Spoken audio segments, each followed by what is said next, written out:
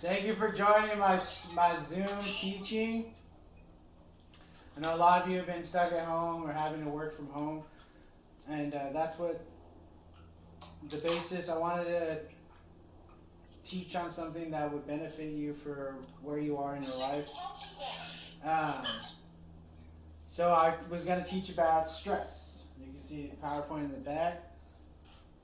The objectives of this teaching is for a better understanding of stress and how it impacts health and behavior, to teach basic stress management skills and applications, and then to recognize stressors in our life more. Here is a picture. Do you know the signs of stress? Agitation, hopelessness, self-neglect, personality change, withdrawal. All right. What is it? What is stress? Stress is the response of the body to any demand. It can be positive or negative and brings happiness or sadness. Stress occurs when one feels they do not have the ability to cope with a situation, and it can be physical or psychological. Some examples of stress or physical stress or physical insult, trauma, injury, physical exertion.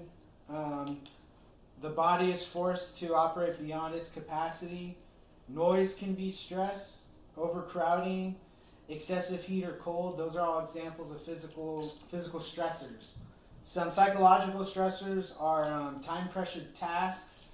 You know, you feel like you're in a bind, you're in a time crunch at work. Interpersonal conflict with friends, coworkers, spouses, family members, interpersonal conflict. Unexpected events, frustration, isolation, and loneliness are all examples of psychological stressors.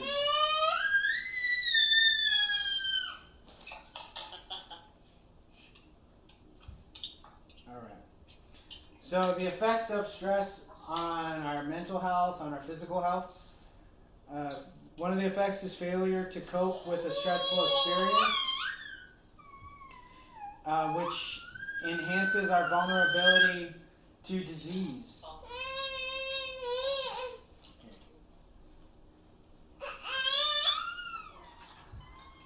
We'll get to, there you go, do you see it? All right. Stress also increases self-damaging behavior. More than average stress causes someone to feel like they're older, and I'll go deeper into that. And then stress. The good thing is though that stress effects or the bad effects can be relieved.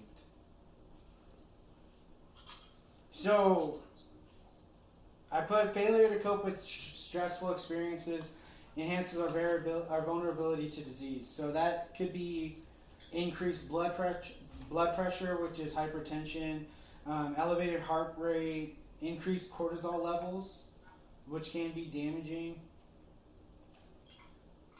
impaired cognitive function. You know, you get brain fog, you can't think throughout the day, an altered metabolism, not for the good. It would most likely slow your metabolism and not speed it up, which would cause weight gain. Another disease kind of thing is anxiety, or it can also stress can cause depression. Stress also increases self-damaging behaviors such as you may resort to smoking, drinking, overeating, consuming a rich diet, lots of sweets, some like comfort food. And it can also increase risk-taking behaviors. So you might, you might want to bungee jump or do something else that would just be more dangerous. There was a study in 2015 that found, it was by Cotter Goon, found that on days when experiencing more than average stress, it causes someone to feel older. So you just have, increased stress, whatever it could be, and you just feel tired. It causes you to feel more tired than you would. So now I'll take some time and we could do the stress inventory, which is the Ray stress inventory test. And in this test, what you do is you mark down, you check near each life event. And it had to have happened during the last year. And then you would tally up the associated points, and then we'd see what it does. This inventory test, what it does is it lets us know how susceptible to stress-induced health breakdown you are. Oh my gosh. So the higher the number, so you can do the inventory now. The higher the number, the higher risk of getting those health benefits or those health breakdowns, the effects of stressors, the higher risk you are of having those, like the altered metabolism, the elevated blood pressure, overeating, all those bad and negative things, you're at a higher risk to experience those. You froze a little. Oh, look, it's on this side. You froze a little bit. Okay, all right. Again. Am I good? Can you see? You can see me? Am I frozen again? You froze for a little bit. How about now? Am I better? Yeah. All right. So we can do this. So we'll continue if you're finished with the inventory. You don't have to put your number, but I'll let you know what my number was. In the previous year, we did have a baby. I'm sure you heard her cry. That's one of these stressor events here, and that's worth 39 points. But my overall total was 454. Wow. And 300% or 300 points or more raises the odds to about 80% that I would be susceptible to stress-induced health breakdown. So you are more susceptible to a Xanax prescription. Okay, moving on. So there's a little image you can enjoy. To like the foundation of this class is to teach how can we manage stress, especially during the pandemic where stress can be increased more. People are losing jobs, people aren't working, you're in close quarters, in close proximity with people, and when it gets hot or heated, you argue more, and it gets increased stress. So stress management. Some of the ways you can reduce stress is it's been shown that physical activity can reduce stress. As little as walking for an hour a day, 5 out of 7 days a week. 5 out of 7 days a week is enough to be effective, to be an effective antidepressant and protect against cardiovascular disease, diabetes, and dementia. So, walking, it doesn't have to be a super strenuous workout. It doesn't have to be it's just some physical activity. Just getting it in can help, reduce and manage stress. Positive social interactions that give meaning and purpose are useful to reduce the effects of stress. So you want to have those positive relationships. You want to move away from those negative people, and then gathering and communing with one another in a positive manner can help reduce the effects of stress. Good sleep quality buffers the negative effects of stress. So what is good sleep quality? You want to avoid blue light. We're on our phones and it's late in the evening. That emits blue light. The television behind me emits blue light. Any screen, any LED lights, a lot of it emits blue light, and that can hamper with the sleep quality that you have, or even stop you from sleeping. So we want to have good sleep to reduce the effects or manage the effects of of stress, the negative effects of stress. So if you go to bed and you don't fall asleep in about 10 or 20 minutes, you want to get out of bed and go do an activity, hopefully away from unnatural light. You want to go do an activity that is, maybe some light reading, sitting, listening to some music. If you can't fall asleep once you're in bed after 10 to 20 minutes. Another good sleep one is you want to get up when your alarm clock goes off. You do not want to snooze it for 10 minutes. You want to just get up. It can actually affect your mood and make you more groggy if you try to get those 10 extra minutes. Don't drink caffeine too late, and do not work out too late. And then you want to have your room at a relatively cool temperature. They've researched and they found that the optimal temperature for a room is about 65 to 70 degrees Fahrenheit. Another study showed that listening to music can reduce stress. Fallon et al. In 2020 found that listening to music for about 5 minutes after experiencing a stressor decreased the effect of the stress response on the body. And then we have biofeedback. And there has been some research showing that evidence that, like positive evidence, but more research is needed.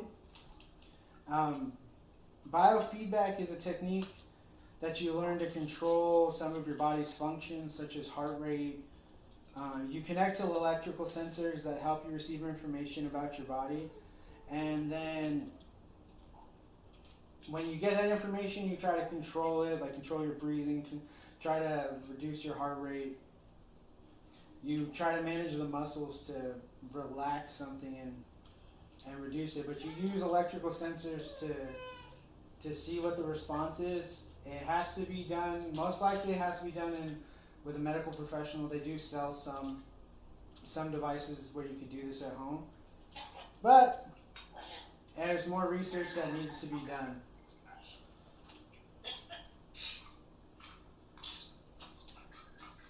So, and then another stress management technique is meditation.